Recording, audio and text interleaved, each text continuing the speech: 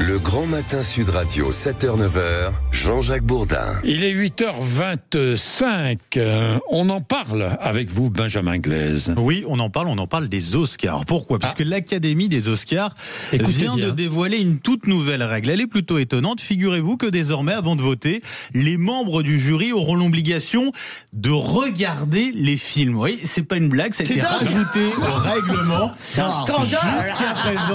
Jusqu'à présent. Et oui, c'est un énorme scandale. Jusqu'à présent, alors c'était pas obligatoire. En tout cas, il suffisait de certifier sur l'honneur qu'on avait bien vu les films en compétition pour pouvoir prendre part au vote. Mais voilà, dans la réalité, beaucoup ne visionnaient pas les films, en tout cas pas tous. Certains ont voté en fonction de la mode, des tendances, point barre. Désormais, donc, obligation d'avoir vu les films avant de voter, mais l'Académie des Oscars, alors, ne précise pas encore concrètement comment elle compte s'y prendre pour vérifier que les membres du jury ont revu tous les films en compétition. On verra ça, on va suivre.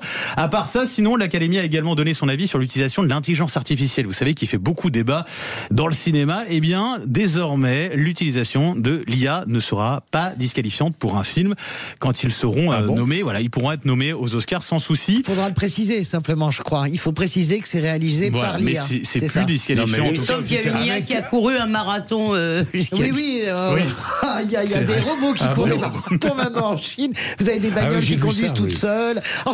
Mais j'ai vu ça, oui. Une course de robots. Et personnellement, il faut que j'appelle Elisabeth Lévy parce qu'elle m'a mal programmé. Non, mais ceci dit, moi je trouve ça génial. Il sera donc demandé à partir de maintenant au jury du prix Goncourt de lire les livres, au Renaudot de lire les livres, aux journalistes qui reçoivent des gens qui écrivent des livres de lire les livres. Ça pose quand même un problème parce que si vous les lisez avant, vous pouvez être influencé par vos préjugés.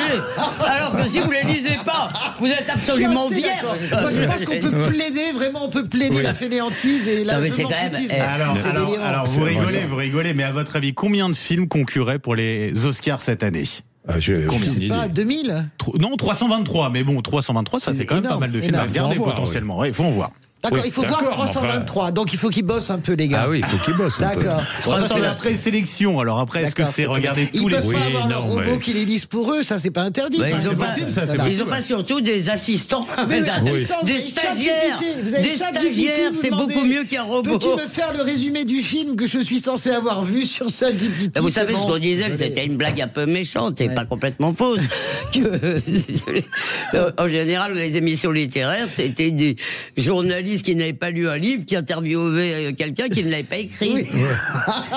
Bon, allez, 8h27. Merci. Laurie Leclerc, le rappel des titres de l'actualité.